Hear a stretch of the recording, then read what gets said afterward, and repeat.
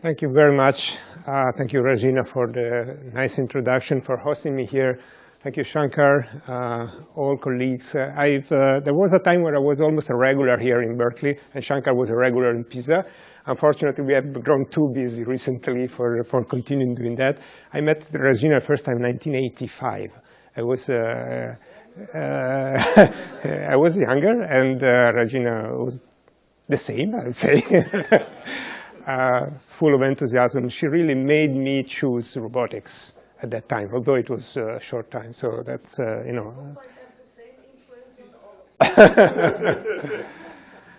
Okay, so the talk is about body languages for human-robot interaction. I think I will cover a large scope of work we have been doing recently, so I hope I will not be too rushed. But basically, you probably have seen this. I like this concept that once upon a time humans could not touch computers, but now, of course, we can. And next step is when humans will be in touch with robots too, and I mean physically in touch. That will change our lives. That will change not just the technology, but also everything around us. Robotics classically are machines that have been designed to stay behind fences, kept away from humans for safety reasons, basically. That's classical robotics. Modern robotics is in touch with humans. We all are interested in building machines that can coexist with us, be them cooperating robots in a factory to help the worker coexist closely, or exoskeletons or haptic interfaces. Whatever machine will be in touch with us has different problems than classical robotics. Segregation is no longer a keyword. Centrality of humans in the robot system is the new thing. Locomotion is also another important thing, and the differences are huge. You certainly have seen this for fun. This is the DARPA Robotics Challenge. It's hard to compare performance today. Recently in Pomona, we had this competition. I want to show this one. This is our robot that fell, but we have been complimented. Someone told me, it felt very well. It falls very nicely, so better than others. And we will go to that point, touch that point. One of the things that make things different in human-robot interaction and in locomotion is really soft robotics. I will make a point that robots, nobody knows exactly how robots will be in 15 years from now or 20 years from now. But I think most of us share the view that they will not be the rigid kind of machine that we had in our industry before.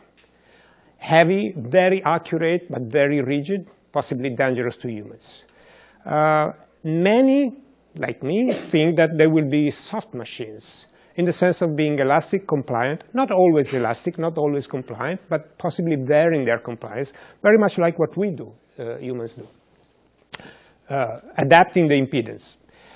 Third problem, where that will be also clear, is manipulation. Manipulation is a huge problem that has been around as long as robotics has been there. And there have been many, many different designs for hands and algorithms for grasping. This is one of the topics that, everything in science goes up and down. Now this is definitely an up period for manipulation and grasping. I heard that Shankar and Regina will teach a course on grasping next term, probably. We're teaching now. You're teaching now already? Okay. I hope I won't. So it is one fundamental problem. There are many reasons why this is fundamental. It's a cooperative manipulation thing. There are many robots, many fingers together. It's also a metaphor for other things, like a humanoid working and interacting with the environment is nothing but a different way of looking at a hand, or if you want to model that. So manipulation also has a history of many, many hands that have been built in the past. Some of them are beautiful engineering devices.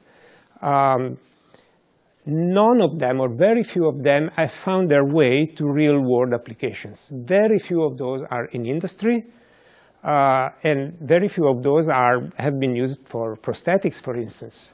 What is the reason? One of the reasons is that they're complex. They're complicated, fragile, and not very robust, and too rigid. So the problem is how to make robots that are soft yet strong, simple but also dexterous, safe and natural, intelligent but also practical, autonomous, yet intuitive to the user. And this is a daunting problem. I think that's all of them are difficult trade-offs to find. But although these problems have kept us from finding solutions for many years, I think, there are now good news. And I think that things are changing to a pace that I didn't expect in the last 4 or 5 years, basically because there are enablers that are results from science, new technologies, and also a bit of philosophy that has changed. And I will be touching upon these things. So the first enabler is soft robotics. As I said before, people are now looking at robots that might look more natural and might act more natural, taking inspiration, for instance, from the musculoskeletal system in humans. We know, for instance, that our actuation system is not rigid. It's not like a DC motor with a gear.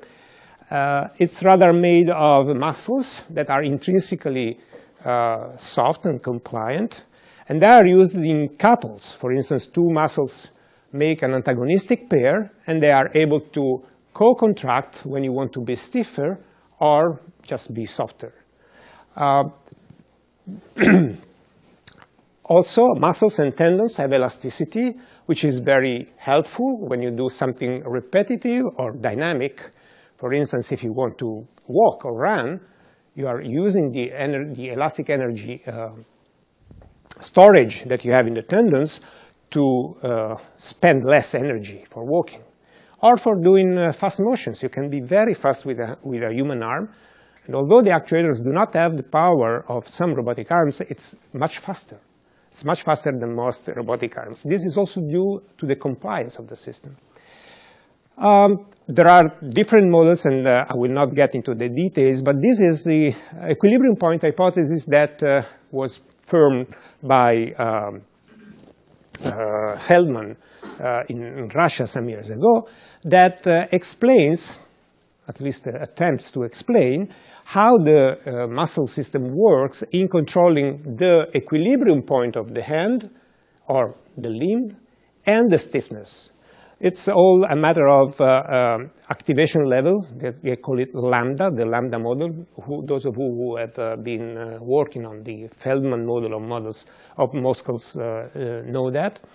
And the basic idea of the equilibrium point hypothesis is that when we plan a motion for our arm or part of our body, we do not really have a PID control on the position like in classical robotics. But what we do is we have an equilibrium point set, and then we set the impedance of the spring that attracts that limb to the desired configuration. Therefore, the control really is a control of the desired point and the force by which you are attracted there. There are mechanical characteristics of the muscle that make the study of muscles now possible and easy. These are examples of this muscle activation. And we have been trying to build robots that can resemble this system to study whether their motion would be more performant and safer to humans. So the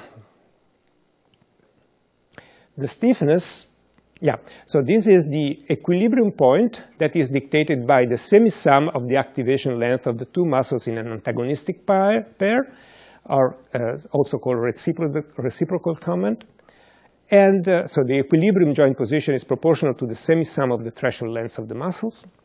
And here is the stiffness. Stiffness is the derivative of the torque at the joint with respect to the position, and it boils down to be the semi-difference between the activation levels. These lambda 1 and lambda 2 are the activation levels of the two muscles. So it really boils down to a simple thing to control a joint. You have two levels. The semi-sum controls the equilibrium position. The semi-difference controls the stiffness. With this idea in mind, we started developing technology for having robots that have muscles instead of motors. What I mean by muscle is something that looks like and behaves like a muscle. You can do this in many different things using fancier technologies. We've tried with several things, but at the end of the day, for instance, electroactive polymers, and so on and so forth. But at the end of the day, if you want to have a robot that you can use every day in the lab, you want to have something reliable. So in our research, we have developed very simple, cost-effective actuators that we call robot muscles that are basically pairs of electromagnetic motors that are arranged in a way with springs and designs such that you can really realize something like this. So you have two motors to control a link. And by the careful design of these springs, of the mechanism inside, you can have a torque at the link that is expressed in terms of this exponential, where theta m is the angle of the motor, and alpha, beta, and theta are the parameters that determine the mechanical characteristics of the spring. So if you do the analysis of this design that we have done, and that, by the way, is now an open source design that you can download from the web and build yourself, you get that the reference positioning given by the sum of the reference positions of the two motors, and that the stiffness is given by the semi-difference of the preset position of the two motors. It boils down to controlling the reference position of the two motors and obtain the same control that you have in a human muscle. Also, the dynamic, here are the equations, and you see they look very much similar. And basically, this device, this cube, has only two inputs. It's a very simple interface for programming. You have two inputs. One is the reciprocal, and one is the co-contraction. So basically, you give the equilibrium point and the stiffness as references to this motor. And the behavior of the system looks very much like a human muscle. Here are the curves that you get from the cube. These are called QB moves or QB robots. And these are the curves that you have in a real muscle. So by designing carefully the mechanics, you can match a similar curve. Second enabler, embodied intelligence. So I was saying three enablers. One was this technology of soft robots. I only made one example from my lab of soft robotics, but of course, I think everybody knows here how many people now are doing soft robotics in many different ways, and therefore take that as an example of a larger movement towards soft robotics. Second enabler is embodied intelligence. And here is the bit of philosophy. What is embodied intelligence? Is the idea that intelligence depends on the body. And not only in the obvious way that you need a body to show intelligence, in a deeper way that the structure of reason itself comes from the detail of embodiment. And I always have this, since my PhD thesis, I always have this citation of Anaxagoras, saying that human is the most intelligent among animals because he has hands. While the fact that we have hands makes us think the way we think. And I deeply believe in this. The body determines the schemes by which we think and we build our mind. After that, there has been a lot of philosophical work on this approach. So a question is between brain and body. The philosophical question, if you want, if you allow me one slide about this sort of a speculation, is to me, the fundamental question is, where does the brain end? If you believe that you could write a program that replicates the brain, neuron by neuron. And assume that you found endless or almost endless resources to do that, like a huge project that gives you a lot of money for doing whatever crazy idea you have. Then where would you stop? Would you stop at the cortex? Would that be the brain? Would you also go down to the stem? Would you consider that the spinal cord is part of this problem? And then if you do the spinal cord, would the peripheral nervous system be out of the brain or not? Would a brain work without the peripheral nervous system? Would the system work without considering the tiny details of the skin, where we know now that computations are made? There was a recent paper by Vincent Hayward, I don't know if you know that, where they show that the very early tactile features are computed at the level of the receptors in the brain, in the skin. So everything in the body is brain. So if I wanted to do the simulation of the brain, I think I would have to do a simulation of the whole body. So embodied intelligence is the property of a physical system, that's the body, to adapt and interact with its environment to naturally produce the desired function. That definition is just mine. So you can disregard it at will. This is what I mean by embodied intelligence. And sort of an equation is a body plus an environment that provides a function. And I'll come back to this later. Third enabler. That was the philosophical bit. And then there are synergies. That have been a tool that has changed somehow my research in the recent 5-6 years. What are synergies? Embodiment is not to be considered a mere bound, but a factor dominating cognition. And the complexity of the body is such, if you look at how a hand is made, how the skin is made, how many receptors are there, the complexity is daunting. How can the brain manage to control all that? How to make sense of all that complexity? And one of the ideas is that there are constraints in the body. For instance, the hand is made of 5 fingers. Not all of the fingers really move independently. There are some constraints. And we often use them in a very stereotyped way. So you can look at those as constraints. But those constraints are not just limiting constraints. They are defining constraints. So they enable some behaviors, as we will see. So those are also called synergies. The term synergy comes in a extremely wide set of shades. I will use some references later. Here is a sort of architecture for how we can imagine the nervous system could work. And here are the details of the sensors and the motors, the many muscles we have, or the many muscle a robot could have, and the many sensor a robot can have. And for instance, in manipulation, which is the example I'm making here, you have some early touch primitives that make these sensor synergies, that organize the complexity in some primitives, if you want. There are many terms that are used interchangeably on this level. While motor synergies are those, this is probably the most famous concept of motor synergies. Motor synergies organize the complexity of the motor acts.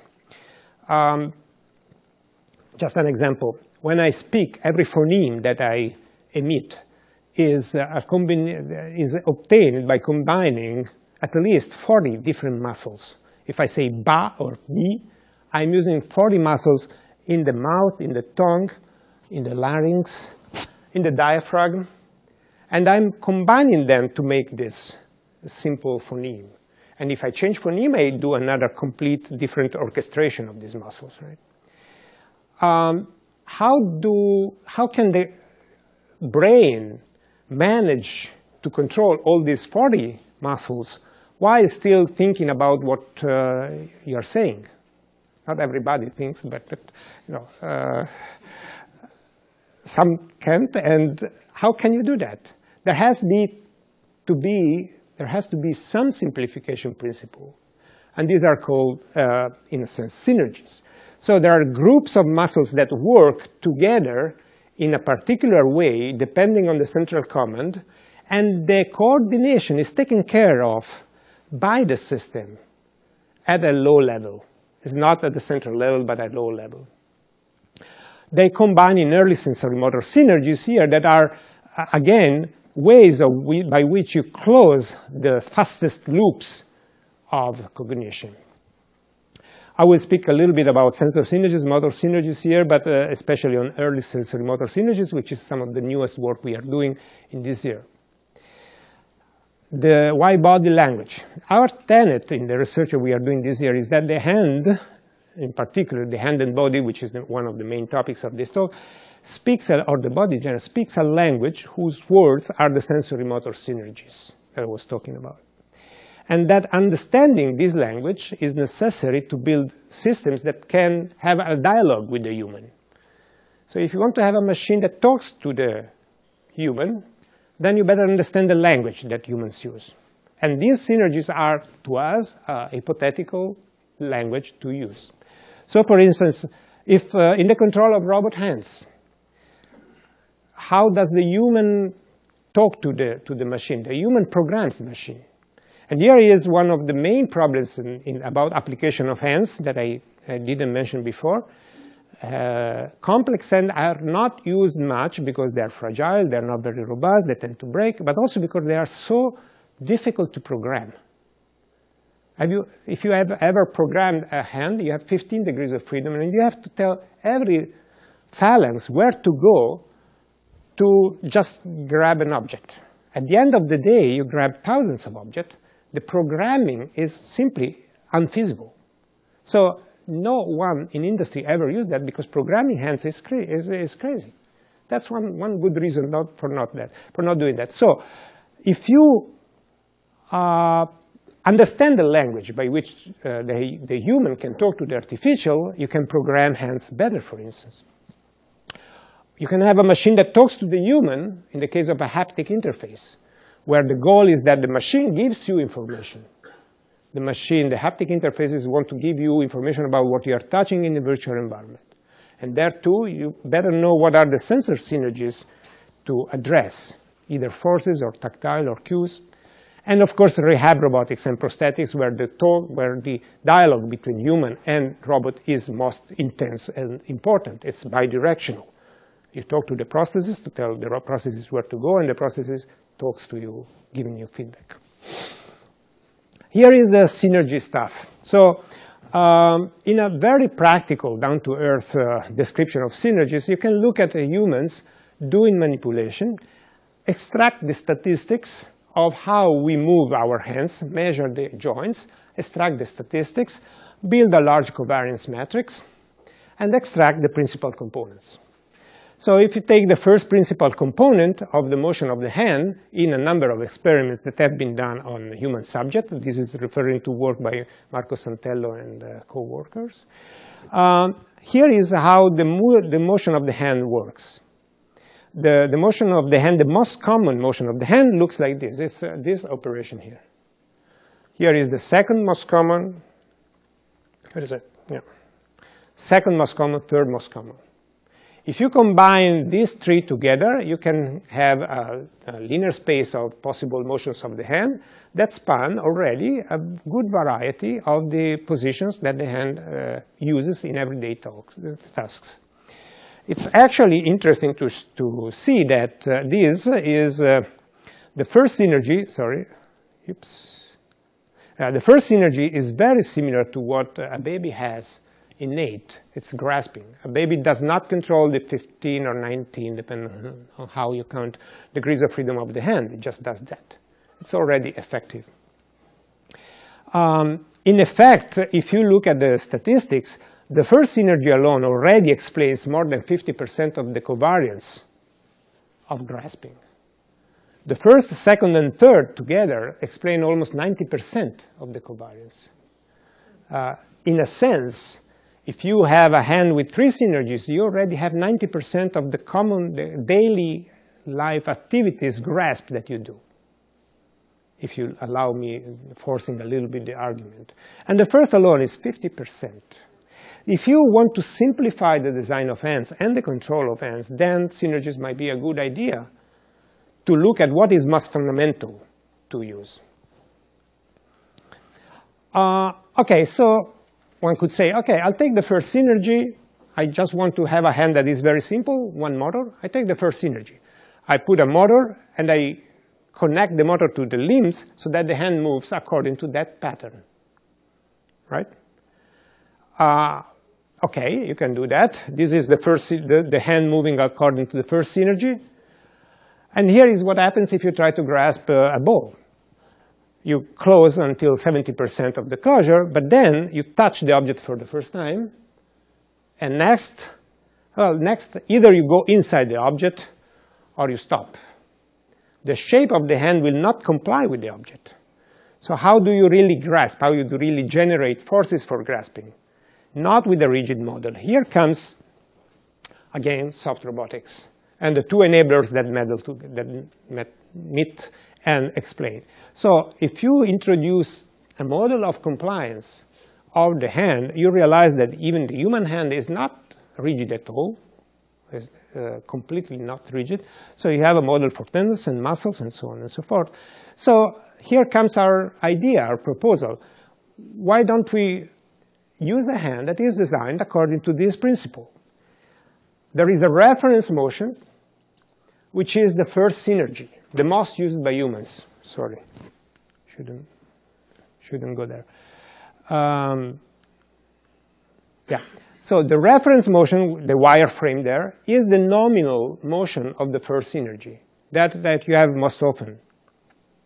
While the real hand is attracted towards that equilibrium, but repelled by constraint force. So the shape of the hand will depend not only on the synergy, but also on the environment. And here is a way of, sorry, where is that? Okay. This together with some technology advances that were, made with a hand that is elastic, is soft. As you can see, there are no pin joints, but rolling joints, and elastic bands that mimic the tendons in the hand. Fingers can be built that can be slapped on the environment so that you can really interact with the environment safely. So this led to the design of the Pisa IIT Soft 10. That is a hand that we designed 3 years ago, I think, that has some innovative features. It only has one motor. It has 19 degrees of freedom that are moved together according to a synergy pattern as far as there is no interaction with the object. But when there is an interaction with the object, the hand deforms and adapts to the shape of the object itself. I will come back to the hand later on, but let me now go back again to the control, the early sensory motor synergies, and the control of compliance and softness. Okay, so as I said before, we are now in a position, because of the work of many researchers, to have soft robots, robots that have compliance. How do you control this robot with compliance? It's sort of a different problem, right? We are used to control robots that are rigid, and all our textbooks are rigid body motion. Now we have compliance. How do we control? Well, there are different, and we have compliance, and sometimes we have variable compliance that we can also control. So it's an additional degree of control, to control the impedance for the interaction. How do you do this? So one way of controlling the motion and impedance is through optimal control, basically applying optimal control theory. And we will see an example here. For instance, here is the problem of moving as fast as you can from a position A to a position B for a robot arm, while being in an environment where a human is. And you want to be always safe to the human while moving. So if there was no human, then classical bang-bang control would do the minimum time for you, right? But of course, while you do that, you would probably be high in velocity.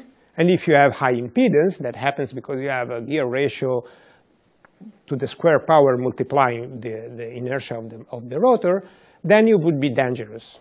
So what if I have a human, I want to move fast? Yes, but given safety features, under given safety features. So if you do the analysis, it turns out that if you have a compliance between the rotor and the link, so that you have this kind of muscles, then you can have a much better performance than with both a rigid robot and with respect to a soft robot, if you change the compliance during the move, which is something that humans do. We are not always compliant. We are not always stiff.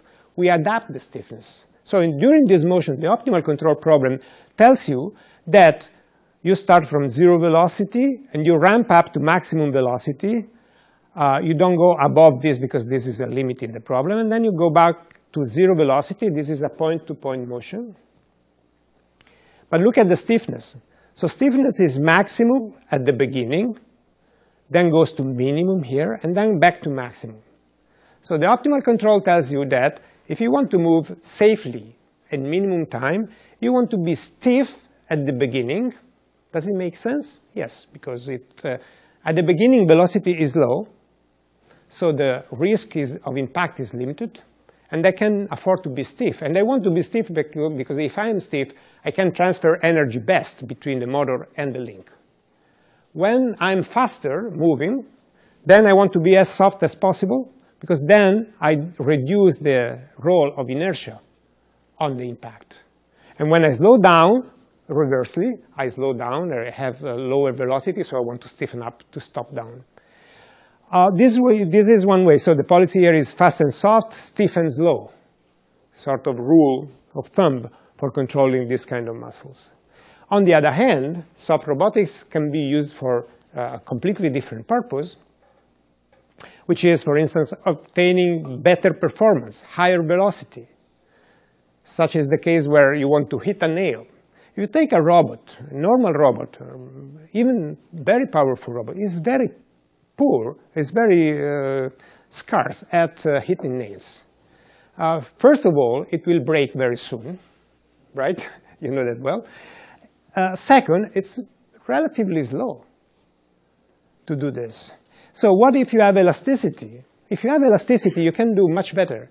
One of the reasons is that you can store energy and then release, and also you can go faster than the motor itself, because you can use the elasticity to go faster. So if you want to, again, optimal control shows you that if you want to hit a nail fastest, then you want to be as stiff as possible when you are accelerating, and as soft as possible when you are decelerating. So this is a classical pattern of a bank control. This is classical Pontryagin result. It's very nice because it explains something that you also can find, and we are trying to find that, although we do not have conclusive evidence, in human motion while using the robots, using the motors. This is stiff speed up and soft slow down. This is a different rule of thumb. Here is an example.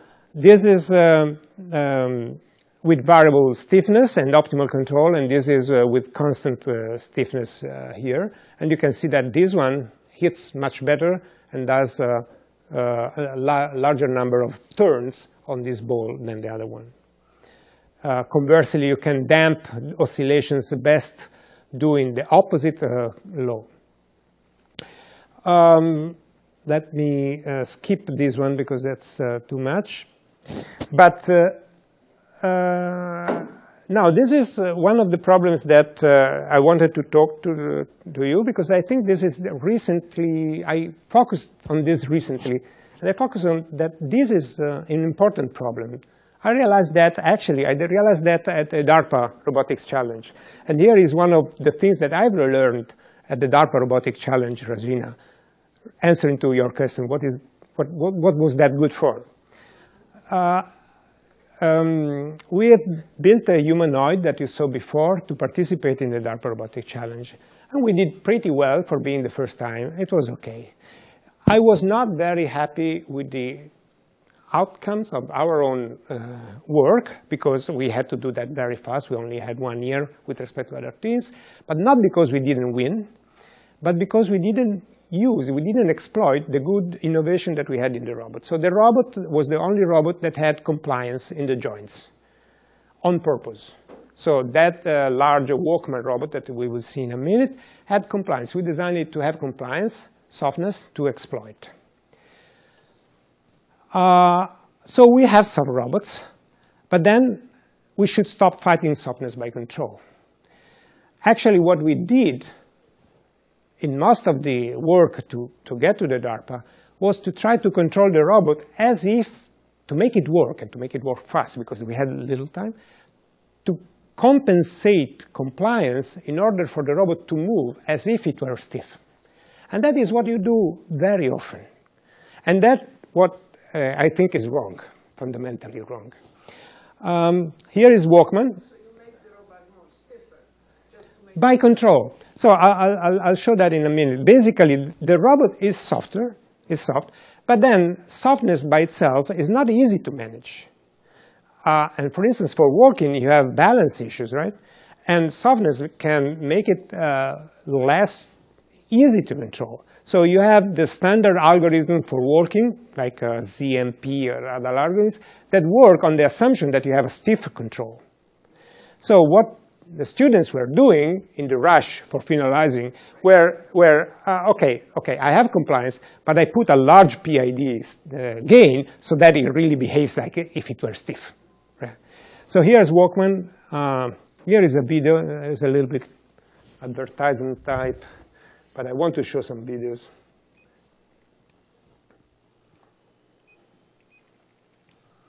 Yeah, there's also some music, but it doesn't really work. So here is the big machine that we've built. Here is, let me skip some of this because I'm,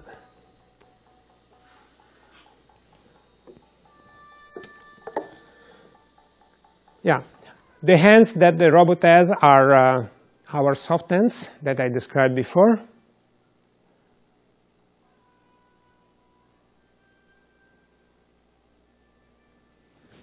And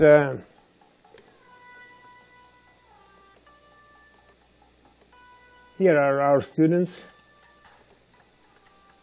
Here is the task of opening a door, and you can see some of the advantages of softness there. The hand is really compliant, and you can see this, for instance, was not planned, but we can live with that, right? Because of the compliance.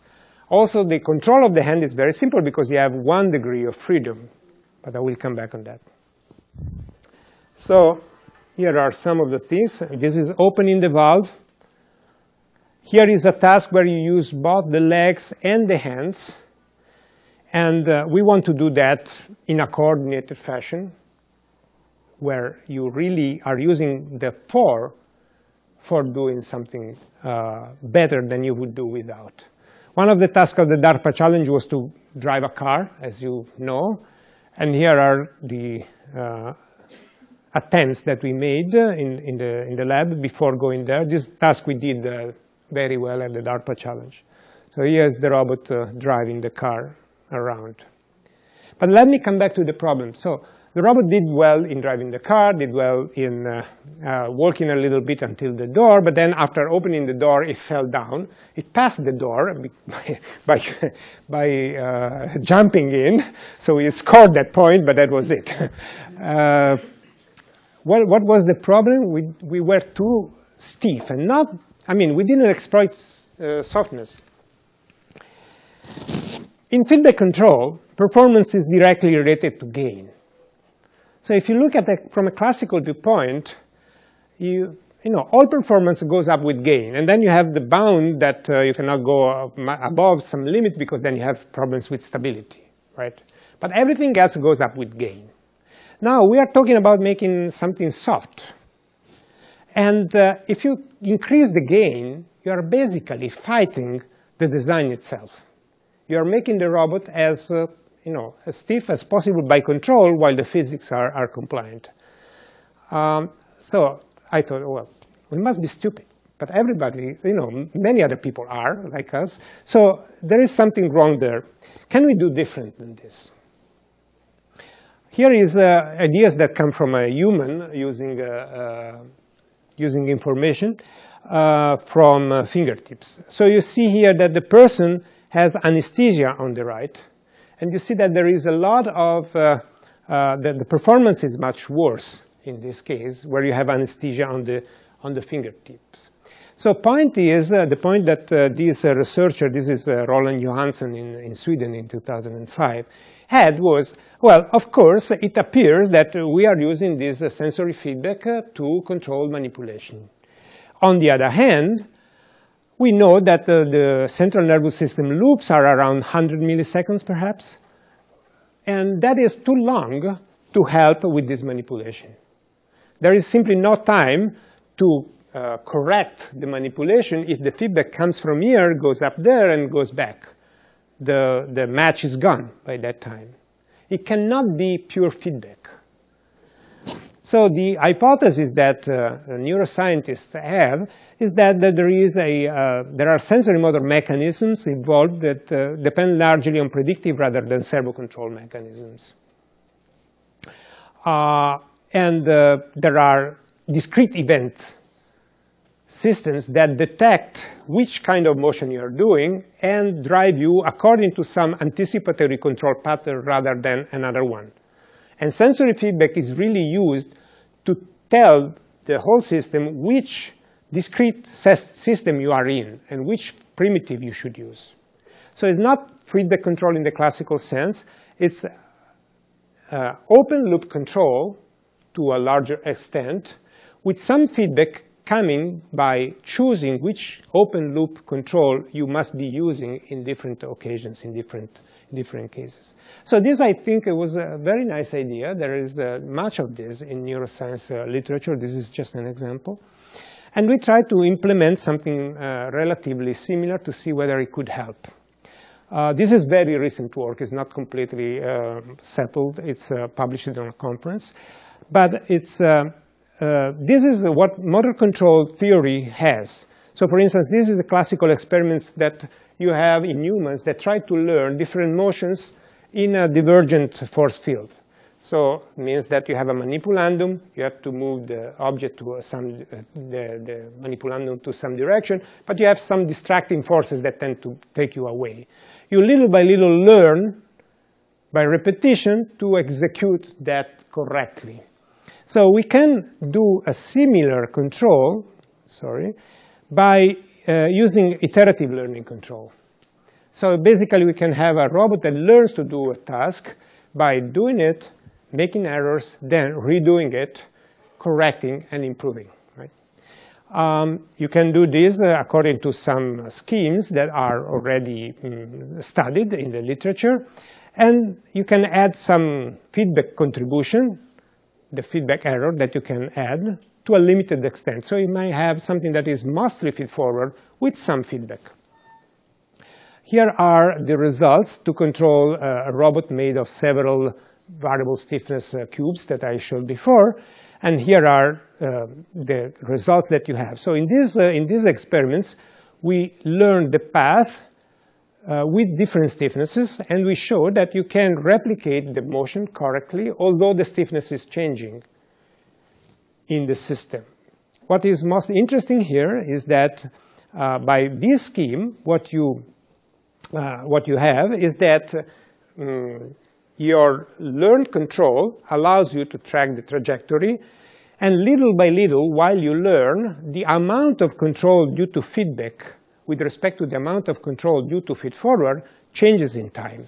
Here is the ratio between the integral of the feed-forward and the feedback action. So at the beginning of the learning,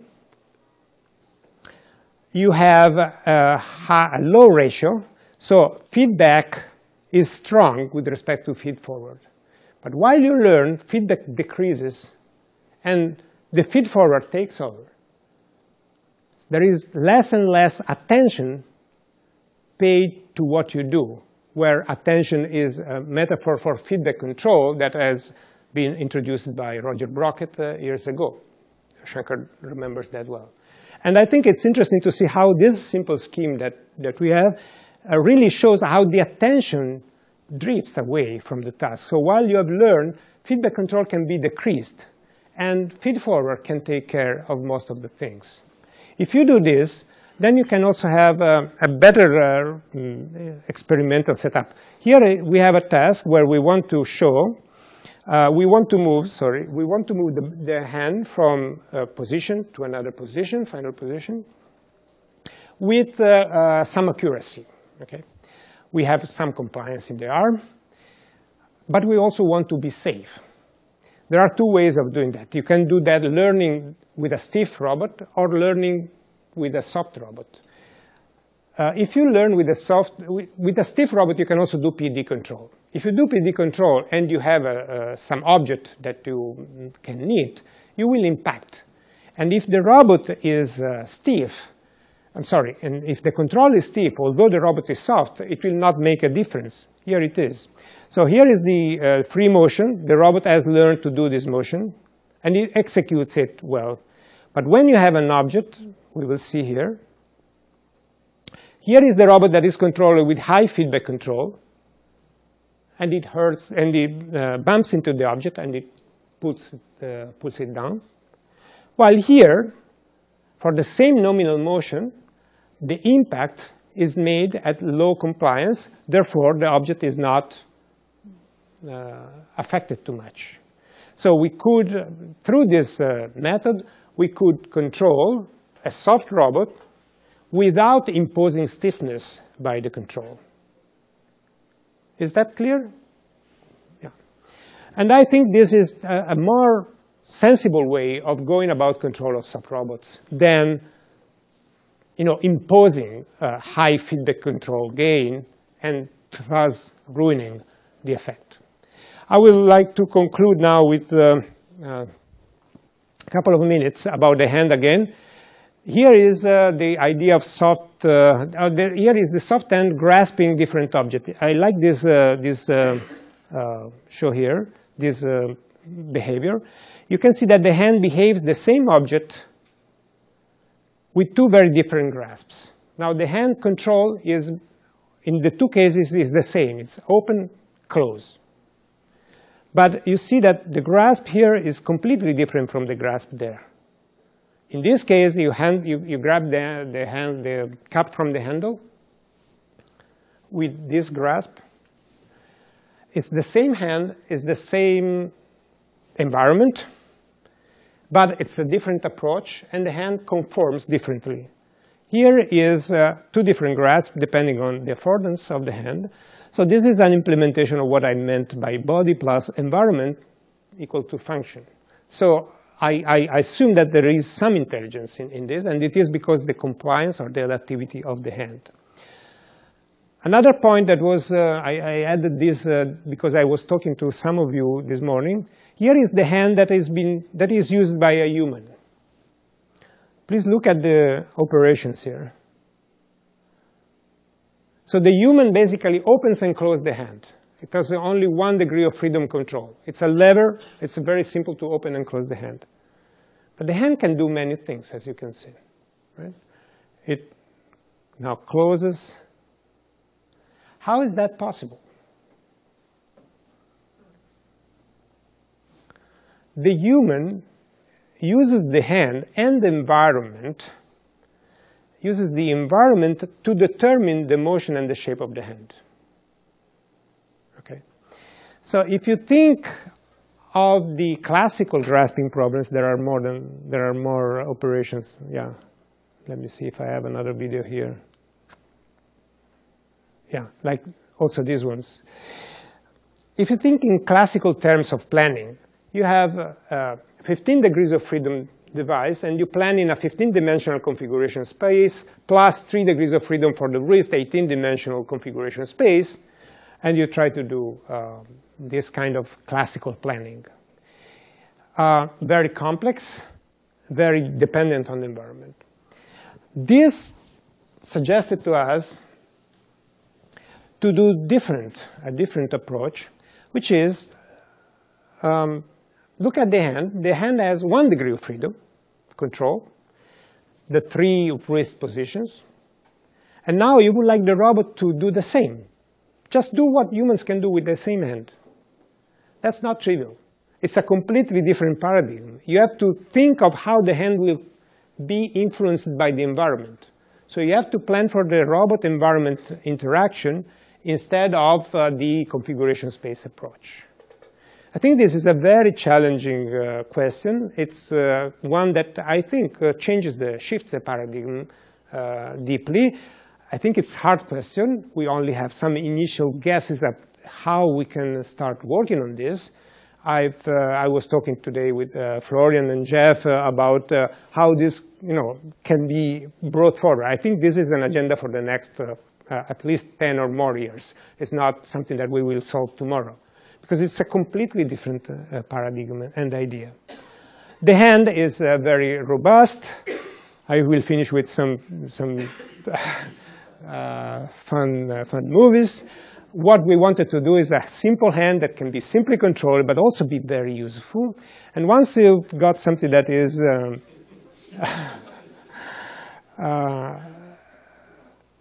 functional, we want to, here is the politics. We wanted to use that for real people and go back to humans. So we have started, sorry, this one is the last video that I want to show.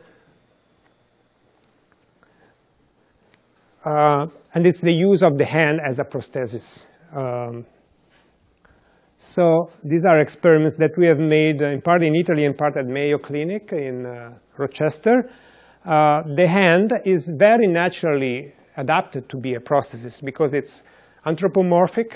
It's very simple to control. You only need 2 EMG electrodes on the human arm, and behaves as the first synergy, the most common synergy. So it's very natural for patients, and that was one of the best things that we have found, that patients love it. It's very simple.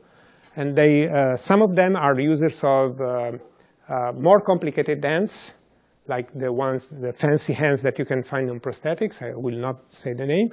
And patients will say, oh, this is much better. But this is one fraction of the cost of those other prosthetic hands.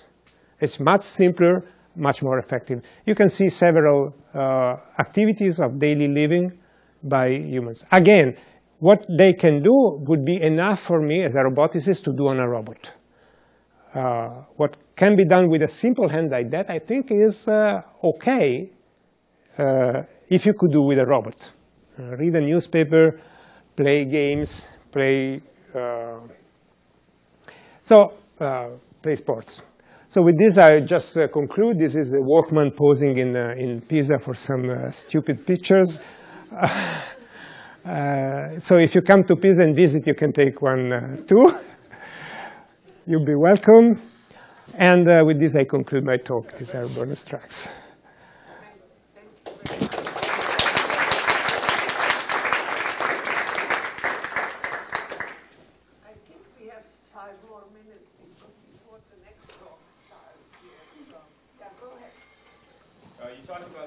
Of both 2 degree of freedom control for stiffness and position of human limbs.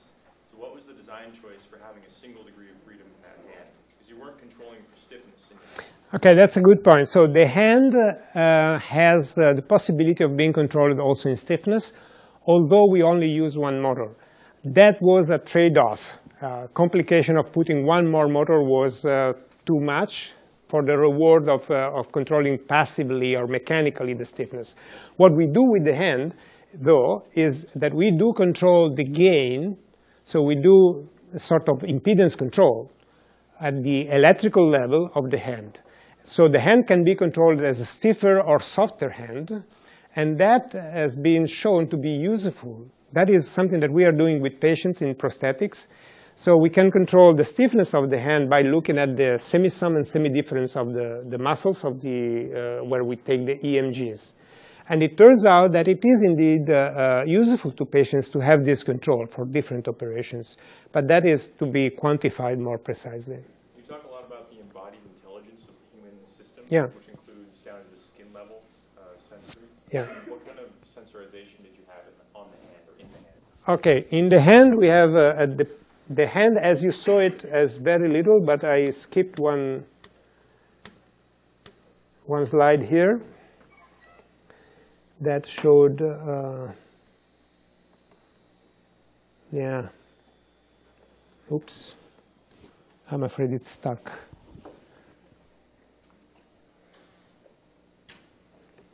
Okay, so the hand, as you see it, has no sensors. And then now we are considering what sensors to add. It's all too easy to make a simple design complicated. So we don't want to make full. So what we are doing now is a glove. It's sort of a flash glove that we put on top of the hand where we have sensors. One sensor is the position of the joints, which is not trivial because you cannot put encoders. The joints are rolling on top of each other, as you saw, so there is no place to put an encoder. So what we do there is we have IMU sensors placed in the glove, and therefore you get the IMU reading from the different phalanges. And basically you do sort of the inverse of what you typically do. You measure the joints and then you do the forward kinematics. Here we have the forward kinematics and we try to go back to the joints. So it's a sort of the inverse kinematic solution that we have to find. Then we try to find, again, sensors for measuring the forces. And a related question, very interesting in this context, is, especially for a prosthesis, question is, what is the minimum, or what is the first synergy, if you want, of sensing? So what is the first most important thing that you want to put in sensing? I didn't touch on that because I was already too long. But we did experiments on that, and of course it depends on the task. What we have found very useful for patients to have is a first bit of information is the overall force. That is sort of easy to measure because you control the current in the motor, and the current in the motor is proportional to the overall grasping force. It's a rough measure, but it's very useful to patients. Second, most useful, is acceleration sensing. Acceleration sensing is just obtained having accelerometers on the nails. Is surrogate to tactile sensing, if you want. Point is that when a human or a patient sees the hand, as you saw before, you can do many, many things without any sensing. If you see the hand, you can basically ignore sensing. But when the hand is under the table, then of course the patient is in trouble. So what is the information there? Tactile sensing is not yet ready, and it's too complicated to give back to the human.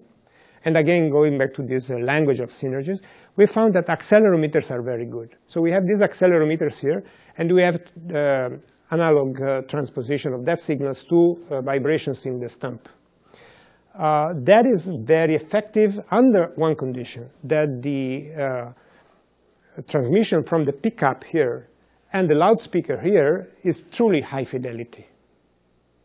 And indeed, we do analog amplification of this acceleration sensor to this loudspeaker here, or vibration sensor here.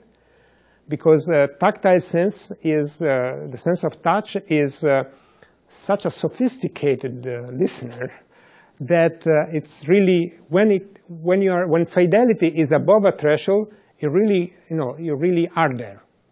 You feel incoming contact, and that is very important because you know where the object is. If this one works again, yeah, it's now waken up. I can show. What is that? No, this is not it. This is another presentation. Okay.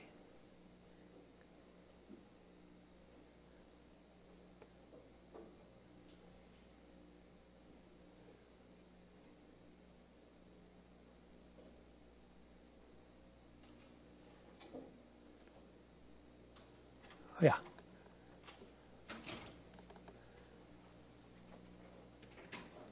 No. Okay. I'm lost.